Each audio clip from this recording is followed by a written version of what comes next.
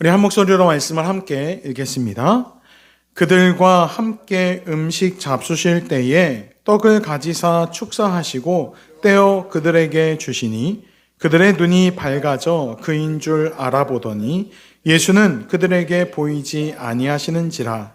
그들이 서로 말하되 길에서 우리에게 말씀하시고 우리에게 성경을 풀어주실 때에 우리 속에서 마음이 뜨겁지 아니하더냐 하고 곧 그때로 일어나 예루살렘에 돌아가 보니 11 제자 및 그들과 함께한 자들이 모여 있어 말하기를 주께서 과연 살아나시고 시몬에게 보이셨다 하는지라. 두 사람도 길에서 된 일과 예수께서 떡을 떼심으로 자기들에게 알려지신 것을 말하더라. 아멘. 우리 믿음의 고백을 함께 선포하면서 말씀을 시작하도록 하겠습니다. 함께 고백하겠습니다. 나는 성전인 나를 사랑하며 축복합니다. 나는 기적과 복의 주인공입니다. 아멘. 성전인 우리를 사랑하셔서 기적과 복의 주인공 되게 하시는 예수님, 그 예수 그리스도를 만나는 예배, 그 예수 그리스도와 하나 되는 복된 예배의 시간이 되기를 예수님의 이름으로 축원합니다. 나이가 지긋한 장로님이 이 아들에게 선물을 하나 받았는데요. 뭐였냐면 스마트워치.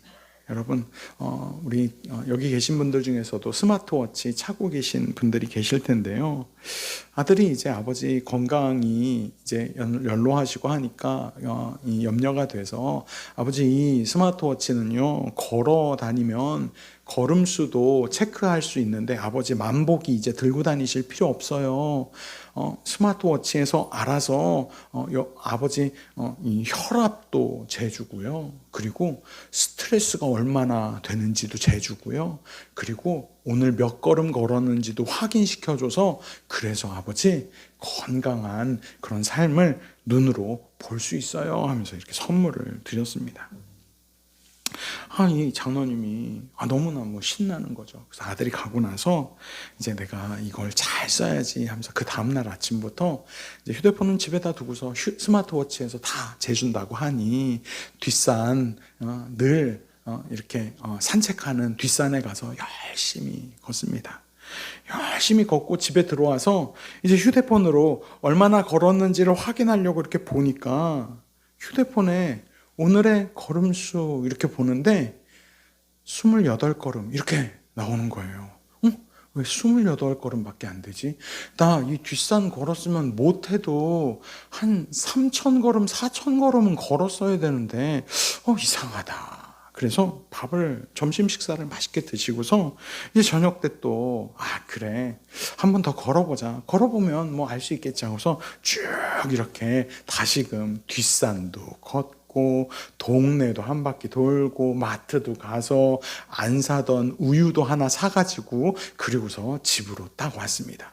집에 와서 이제 휴대폰으로 몇 걸음 걸었는지 확인하려고 딱 보니까 휴대폰에 여전히 아직도 34걸음 이렇게 돼 있는 거예요.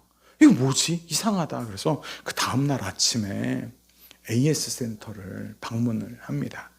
기사님, 이거 걸음걸이도 재주고 혈압도 재주고 한다고 아들이 선물해 줬는데 휴대폰에 보니까 아직도 지금 오늘 아침에 여기까지 걸어오는 거 180걸음 이게 이상하다고 그랬더니 이 AS 기사님이 한마디 탁 하십니다. 보자마자 하십니다. 손님, 전원을 켜셔야죠. 차고만 다닌다고 되지 않아요. 휴대폰은 집에 있었으니까 이게 걸음수가 안 올라가는데 휴대폰으로 보실 필요도 없어요. 전원 켜면 지가 알아서 몇 걸음 걸었는지 스트레스가 얼마나 되는지 여기 보이시죠? 하면서 이렇게 넘기면서 잘 보여줍니다. 그래서 내가 전원을 안 켰구나. 여러분, 모든 전자제품에 90% 이상의 문제는 전원과 깊은 관련이 있습니다. 어느 날 갑자기 냉장고가 말을 안 듣는 거예요. 보니까 냉장고 전원을 연결하는 이 두꺼비 집에 그 전원을 차단하고 연결해주는 그 도란스라고 부르죠. 도란스가 차단기가 탁 내려와 있는 경우, 그걸 모르면 이 냉장고가 이제 오래 써서 망가졌나 보다 하고서 그렇게 걱정하면서 AS 기사를 부르죠. 그럼 AS 기사가 오자마자 제일 먼저 하는 게 뭐냐면 그 차단기가 떨어졌는지부터 봅니다. 예전에는 뭐 전력을 많이 쓰든 적게 쓰든 한 대 모아가지고 차단기를 연결했는데, 요즘 새로 짓는 아파트들이나 또는 이렇게 이 원룸들이나 이런 데는 전기 많이 쓰는 냉장고, 또 세탁기, 건조기, 그 다음에 전자레인지, 이쪽들은 다 고용량의 그 전기를 사용하는 것들이기 때문에 따로 차단기를 두더라고요. 그래서 문제가 생겼을 때 제일 먼저 확인해야 될 게 전원 연결이 잘 돼 있는가. 휴대폰이 요새 너무 느려졌어요. 왜 이렇게 버벅거리는지 몰라요. 여러분, 껐다가 한번 켜보세요. 그러면 다시 거의 대부분 쌩쌩하게 잘 돌아갑니다. 이처럼 전원이 연결되어져 있는지를 확인하는 습관이 우리에게 필요합니다. 이런 이야기를 드리면 그거 모르는 사람이 어딨어 라고 생각하지만, 여러분, 그렇지 않습니다. 우리의 신앙생활도 그거 모르는 사람이 어딨어, 내가 신앙생활 몇 년 했는데 라고 생각하면서 그렇게 신앙생활을 어제처럼 똑같이 하다가 보면, 열심히 신앙생활 하는 것처럼 그렇게 살아가다 보면 정작 진짜 예수 그리스도, 우리 안에서 이미 역사하시고 계시고 우리와 교통하기 원하시는 예수 그리스도를 잃어버리고 내 능력, 내 경험, 내 노하우만 의지하면서 실수하다가 고민하고 걱정하고 근심 속에 가득 차서 결국 그 문제를 해결하시는 예수님과 관계없는 삶을 살아가는 그러한 우리의 모습들을 발견하곤 합니다. 여러분, 진리이시고 생명이신 주님과 동행하는 걸 잊어버리고 놓쳐버리면 결국 우리는 가야 할 방향을 잃어버리고 엉뚱한 방향으로 열심을 내게 되는 것입니다. 오늘 본문에 나와 있는 이 두 제자처럼 예수님과 함께 있으면서도 함께 있는 줄 모르는 그런 부재의 삶, 어리석은 삶이 아니라 예수님을 알아볼 줄 아는 삶, 예수님이 제시하시는 새 길을 발견할 줄 아는 삶을 날마다 살아가는 복된 주의 자녀들이 되기를 예수님의 이름으로 축원합니다. 여러분, 오늘 두 제자는 엠마오라는 길로 걸어가는 장면으로 말씀이 시작됩니다. 우리가 읽지는 않았지만 13절부터 시작되는 메시지가 예수님께서 십자가에 달려 죽으시고 난 이후에 이 두 제자가 엠마오라는 길로 걸어갑니다.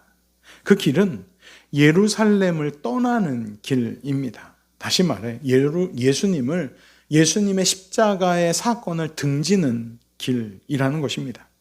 제자들은 예루살렘에서 일어난 사건들, 예수님이 십자가에서 죽으신 그 경험을 가지고 있었습니다. 그리고 그들에게 그 예수님의 십자가 사건은 말 그대로 실패한 사건,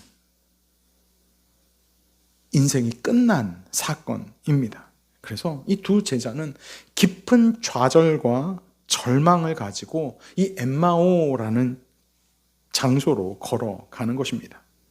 그들이 기대했던 이 예수님, 메시아로 오셨던 예수님에 대한 기대가 뭐였냐면, 억압받던 우리를 이제 자유하게 하고 정치적으로 독립하게 해서 그래서 완전한 자유를 예수님이 주실 거야. 근데 죽으셨어요.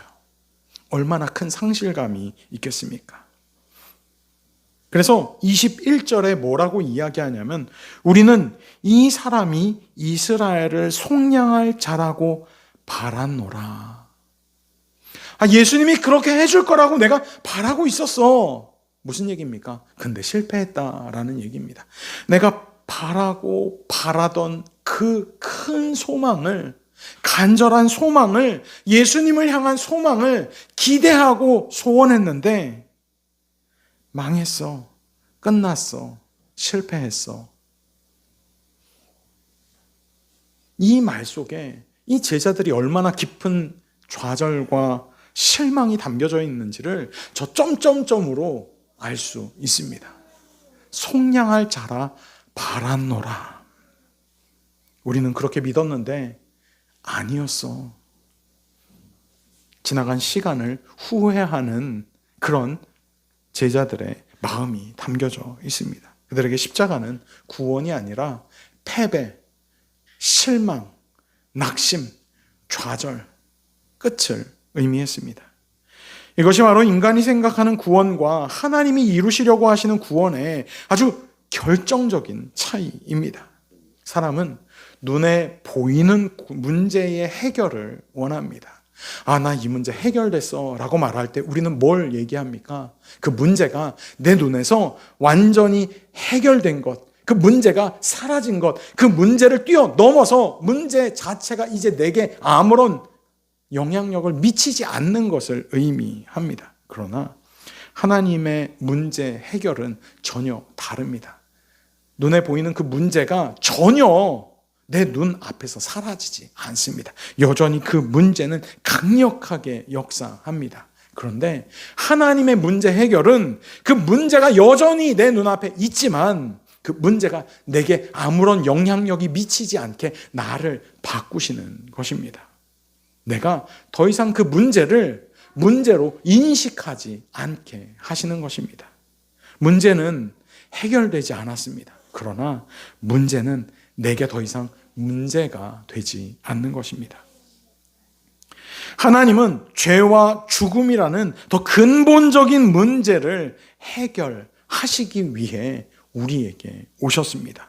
죄와 죽음, 우리 눈 앞에서 사라져버리는 해결할 수 있는 문제입니까? 아닙니다. 그러나 하나님은 그 죄와 죽음이라는 해결이 되지 않는 문제 앞에서 우리를 완전히 자유롭게 하실 수 있는 분이시죠. 예수님의 구원은 로마로부터의 해방이 아니라 죄로부터의 해방, 거기에 초점을 맞추신 것입니다. 그래서 십자가는 실패가 아니라 오히려 구원의 완성인 것입니다. 그런데 제자들은 아직 연약해서 그것을 온전히 이해하지 못했습니다. 예수님께서 십자가에 달리시기 전에 그렇게 누누이 설명하고 반복적으로 학습시켰는데도 불구하고 여러분, 배운다고 다 이해되면 너무 좋겠죠. 듣는다고 다 머릿속에서 정리가 싹 되면 그러면 너무 좋을 것 같아요. 그런데 그렇게 되지 않습니다. 우리는 가끔 그런 얘기를 해요. 하나님이 내 앞에 계획들을 하나님 다 알고 계실 텐데 그거 다 나한테 알려주시면 너무 좋겠는데 여러분, 과연 우리의 모든 인생의 중요한 변곡점들마다 하나님이 그걸 다 알려주시면, 미리 알려주시면 그러면 내가 다 이해하고 좋을까요? 아니요. 그렇지 않습니다. 다 알려주셔도 이해되지 않는 문제들이 분명 존재한다는 것이죠. 그래서 하나님은 우리에게 알려주시기보다 함께 하시는 것입니다. 눈이 가려져서 부활하신 예수님을 알아보지 못했던 제자들처럼 여전히 우리는 눈이 가려져서 아무것도 이해할 수 없는 상태다라는 것입니다. 여러분, 이해하지 못한다고 믿음이 없는 것일까요? 아니요. 이 당시 제자들도 믿음이 없는 것이 아니었어요. 예수님을 온전히 믿었죠. 그런데 믿음의 대상에 대한 잘못된 기대 때문에, 즉 예수님을 믿었지만 예수님이 어떤 분인지 제대로 알지 못해서 정치적으로 뭔가 해결해 주시기를, 눈에 보이는 문제들을 사라지게 해 주실 것이다 라고 믿었기 때문에, 이 믿음은 믿음이 아닙니까? 아니요, 믿음이죠. 그러나 잘못된 믿음으로 온전하게 예수 그리스도를 바라볼 수 없었다라는 것입니다. 그런데 놀라운 일이 일어납니다. 그 절망의 길 위에, 그 아무것도 보이지 않는 깊은 상실의 시간에 예수님이 그 길 위에 그들을 먼저 찾아오십니다. 이것이 예수님의 방식, 하나님의 방식입니다. 제자들은 예수님을 떠나고 있었습니다. 예루살렘에서 엠마오로 가는 길은 예루살렘의 그 참상을 피해 그냥 환경을, 상황을 모면하기 위해 떠나가는 것입니다. 예수님을 떠나고 예수님의 역사를 부정하며 예수님을 등지고 떠나고 있는데, 예수님은 그 떠나고 있는 그들을 떠나지 않으시고 오히려 그들과 함께 그 길을 걸어가십니다. 그들은 예루살렘을 등지지만 예수님은 그들을 향해 걸어오신 것입니다. 아무 일도 없었던 것처럼, 아무런 문제가 없는 것처럼 조용히 그들과 함께 걸어가십니다. 문제는 그들이 예수님인 걸 알아보지 못한다는 데 있는 것이죠. 이 장면이 얼마나 은혜스럽습니까? 예수님은 그들의 무지함을, 그들의 배신을, 그들의 등돌림을 꾸짖기보다는 그들의 이야기를 먼저 들어주십니다. 그들의 상처와 혼란과 상실의 마음을 그대로 받아주십니다. 그리고 나서 그들이 궁금해하는 성경의 문제들을 하나하나 풀어주십니다. 모세와 모든 선지자의 글로 시작해서 자신에 관한 것까지 아주 자세하게 설명해 주죠. 이때까지만 해도 제자들은 그분이 누군지 알지 못했습니다. 십자가가 왜 필요했는지, 고난이 왜 하나님의 뜻인지, 그 모든 것을 말씀으로 풀어주시는 과정에 제자들의 마음이 조금씩 변하기 시작하는 거죠. 그래서 나중에 이들이 뭐라고 고백하냐면 32절에 우리에게 말씀하시고 우리에게 성경을 풀어주실 때 우리 속에서 마음이 뜨겁지 아니하더냐. 야, 너 그분이 우리에게 말씀하실 때 야, 나 마음이 뜨거워지고 있었어. 그때 나 왠지는 몰랐는데 야, 마음이 뜨겁지 않았었어? 맞아. 나도 그랬어. 뜨겁게 역사하시는 하나님의 그 역사가 말씀을 듣는 가운데, 알지 못하는 중에, 이해할 수 없는 가운데 왜인지도 모르는 상황에서 마음이 뜨거워지고 있었다라는 것입니다. 부활 신앙은 여기에서부터 시작됩니다. 눈으로 보는 데서 시작되는 것이 아닙니다. 말씀을 통해 마음이 열리는 데서부터, 그때부터 부활의 신앙은, 믿음은 시작되는 것입니다. 근데 여기서 끝나지 않습니다. 그들은 예수님을 그 여행의 종착지가 아닌 중간에서 그 예수님을 받아들이고 모셔드립니다. 식탁에 함께 앉죠. 그때 예수님이 이 제자들과 함께 떡을 들어 축사하시고 떼어 나누어 주십니다. 여러분, 이 장면 너무 익숙한 장면 아닙니까? 오병이어의 기적이 일어났던 그 장소에서 예수님은 그 음식을 손에 드시고서 축사하십니다. 그리고 떼어 거기 있는 사람들 5,000명을 먹이게 됩니다. 이 사건이 얼마나 엄청나게 충격적인 사건이었는지 그 당시 제자들뿐만 아니라 예수님을 알지 못하는 사람들에게까지도 소문이 나게 되었습니다. 이 엠마오로 가던 제자들도 예수님이 그 떡을 들어 축사하시는 장면을 이미 기억하고 있었습니다. 그런데 자신들과 함께 식탁에 앉아 음식을 먹는 그 자리에서 이 손님으로 함께 길을 걷던 이 이름 모를, 누군지도 모르는 이분이 떡을 들어 축사하시는 거예요. 이거 어디서 많이 봤는데? 또 하나의 기억이 있습니다. 마지막으로 제자들과 함께 만찬을 즐기셨던 그 최후의 만찬의 자리에서 성찬의 기원이 되는 그 순간 예수님이 떡을 들어 축사하시잖아요. 그리고 거기 모여있는 제자들에게 이것은 내 몸이니 받아 먹어라. 먹을 때마다 나를 기억하라. 이 자리에서 이 두 제자는 그 예수님의 말씀이 기억났을 거예요. 그때 예수님이 이 떡을 먹을 때마다 나를 기억하라고 말씀하셨는데 그 장면이 왜 떠오르지? 그러면서 눈이 확 열리면서 예수님에 대한 기억이 그들의 머릿속에 강제로 확 살아나게 됩니다. 말씀을 들으면서 마음이 열렸고 떡을 떼는 순간 예수와 함께 했던 그 기억들이 되살아나게 됩니다. 부활의 신앙은 전혀 새로운 것, 들어보지 못했던 것, 엄청나게 대단한 것을 듣고 배우는 것이 아닙니다. 예수님을 다시 기억해 내는 것입니다. 그분이 누구셨는지, 그분이 무엇을 하셨는지, 그분이 왜 십자가를 지셨는지를 다시금 깨달아 기억해 내는 것.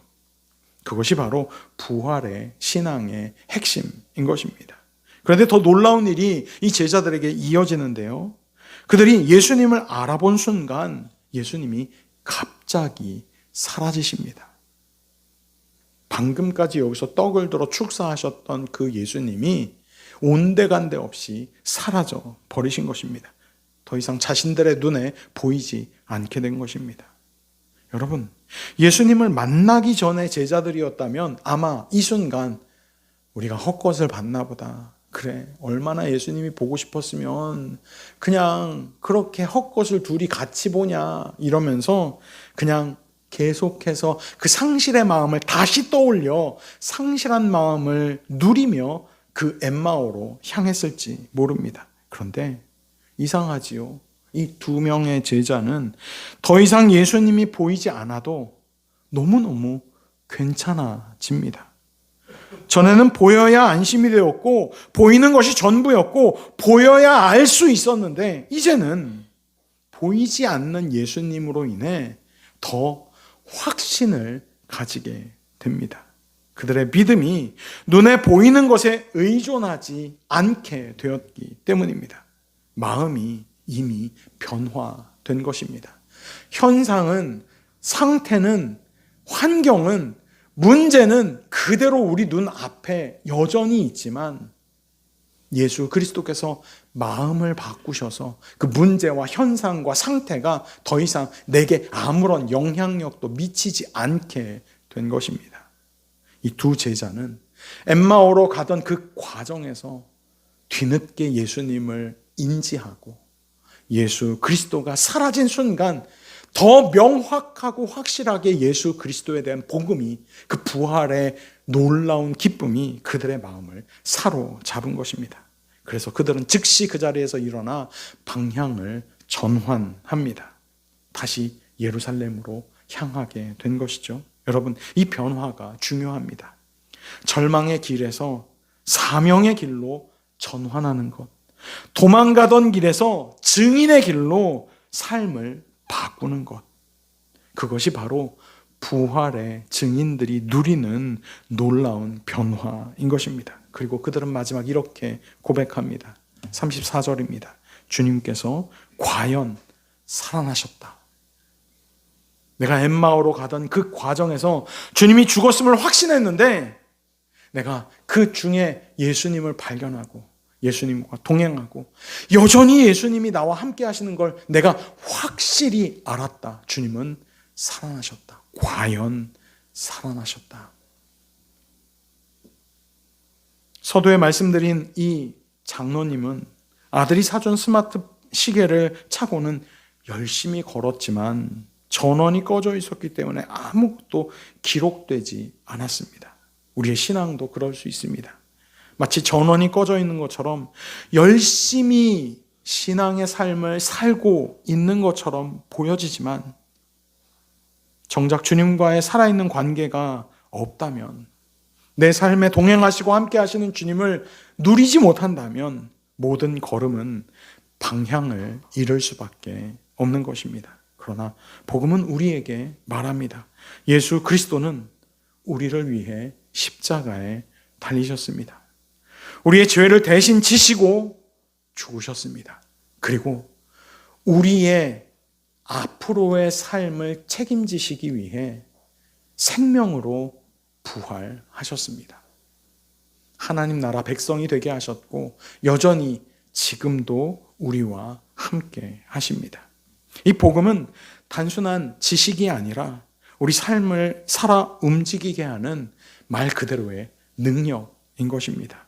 여러분, 힘들고 지칠 때 정말 맛있는 식사 한 끼 하면 다시 체력이 확 끌어올라오는 것처럼 우리가 예수 그리스도를 잊어버린 삶을 살아간다면 우리는 지쳐있는 에너지가 고갈된 삶을 살아갈 수밖에 없습니다. 그러나 그때마다 이 부활의 예수 그리스도를 기억해내는 삶, 기억해내면 우리 안에 고갈된 말씀의 능력이 다시금 순식간에 채워져 우리를 놀라운 능력의 자녀로, 우리를 그 권능의 자녀로, 그 예수 그리스도의 그 십자가의 능력을 나타내는 증인의 자녀로 그렇게 다시금 날마다 매 순간마다 회복시키는 줄로 믿습니다. 그 거룩하신 주님을 날마다 기억해내는 삶. 그래서 그 주님이 우리에게 열어놓으신 새로운 길, 그 부활의 길을 날마다 주님과 함께 걸어가는 복된 자녀의 삶이 되기를 예수님의 이름으로 축원합니다. 혹시 아직도 엠마오로 가는 길 위에 계신 것은 아닙니까? 실망과 낙심 속에서 방향을 잃어버리지 않았습니까? 그렇다면 기억하십시오. 주님은 이미 그 길 위에 나와 함께 걷고 계십니다. 그리고 우리에게 말씀하십니다. 내가 너와 함께 걷고 있다. 내가 지금 너와 함께 걷고 있다. 이제 우리의 방향을 돌려야 합니다. 다시 예루살렘으로, 다시 예수 그리스도께로, 다시 십자가와 부활의 자리로 돌아가야 합니다. 전원이 꺼진 시계처럼 보여지는 것이 전부인 것처럼 살아가는 신앙이 아니라 살아계신 주님과 연결된 신앙으로 다시 걸어가야 합니다. 주님과 함께 걷는 고난의 길, 그 길이 바로 새로운 길, 생명의 길임을 늘 기억하고 내 안에 나와 함께 걸어가고 계신 그 예수 그리스도를 날마다 바라보며 새 힘을 얻는 복된 주의 자녀의 삶이 되기를 예수님의 이름으로 축원합니다. 이 시간 마지막 믿음의 고백을 함께 나누면서 말씀을 마치도록 하겠습니다. 함께 고백하겠습니다. 하나님의 말씀은 나의 생명입니다. 하나님의 말씀은 나의 능력입니다. 아멘. 기도하겠습니다. 거룩하신 하나님, 변함없이 우리에게 사랑이신 하나님, 오늘도 여전히 우리를 사랑으로 인도하시고 가장 좋은 길, 가장 선한 길로 우리를 초청하시는 좋으신 하나님, 감사와 찬양을 올려드립니다. 우리가 때때로 주님을 알아보지 못한 채 자기 생각, 자기 기대, 그리고 상실감 속에서 길을 걸어갈 때, 그럴 때가 너무나도 많음을 주님 앞에 고백합니다. 그러나 그런 우리를 포기하지 않으시고 여전히 먼저 찾아오셔서 함께 걸어주시는 그 주님의 은혜, 그것을 늘 기억하며 감사하는 믿음의 자녀 되게 하여 주시옵소서. 말씀으로 우리의 마음을 열어주시고 예수를 다시 기억하게 하시며 십자가와 부활의 복음을 깊이 붙드는 삶을 살아가게 하여 주시옵소서. 그래서 우리의 방향을 돌이켜 주님과 함께 그 고난의 길을 걷게 하시고 그 길 속에서 참된 소망을 누리게 하여 주시옵소서. 우리를 그렇게 부활의 길, 새로운 복음의 길로 인도하여 주실 주님을 기대하며 오늘도 우리의 예배를 받으신 사랑이신 예수님의 이름으로 기도하옵나이다. 아멘.